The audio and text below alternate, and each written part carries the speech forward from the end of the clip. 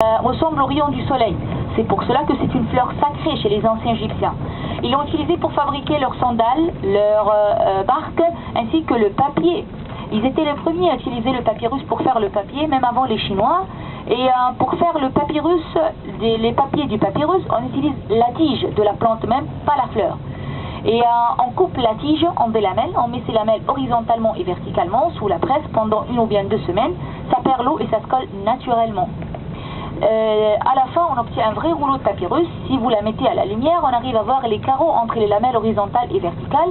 C'est toujours de couleur beige très claire. Et ça, c'est la différence entre le vrai papyrus et le faux papyrus. Parce que comme dans tous les pays, vous trouvez toujours le vrai et le faux. Le vrai papyrus, ça, on ne le trouve que dans les instituts de papyrus d'État. Et vous aurez l'occasion de visiter un institut de papyrus d'État, c'est prévu pour vous, toujours conseillé par votre agence pour ceux qui s'intéressent. Et là-bas, vous pouvez filmer, photographier la démonstration. Comment, à part d'une fleur de papyrus, on peut faire le papier, le vrai papyrus. Et comment ça a été utilisé pour écrit au-dessus, comme les anciens Égyptiens. Mais maintenant, on l'utilise pour faire les scènes.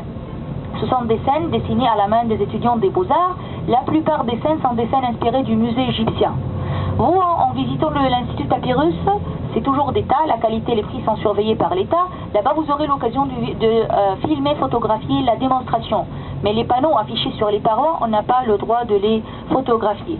Et sur chaque panneau, vous trouvez bien sûr une scène pharaonique inspirée du musée égyptien, les scènes pharaoniques les plus importantes, parmi lesquelles il y a le masque de Toutankhamon, son cercueil, le jugement final chez les anciens Égyptiens, les scarabées, la clé de vie qui était le symbole de la vie éternelle chez les anciens Égyptiens, l'œil du dieu Horus qui était le symbole de la protection, la carte géographique de l'Égypte, les offrandes, comment il y avait les offrandes à l'époque, des scènes des pharaons les plus importants, et même les signes des zodiaques, parce que les anciens Égyptiens, ils croyaient beaucoup aussi aux signes des zodiaques, et ça a été marqué sur le plafond d'un temple pharaonique, le temple de Dendera.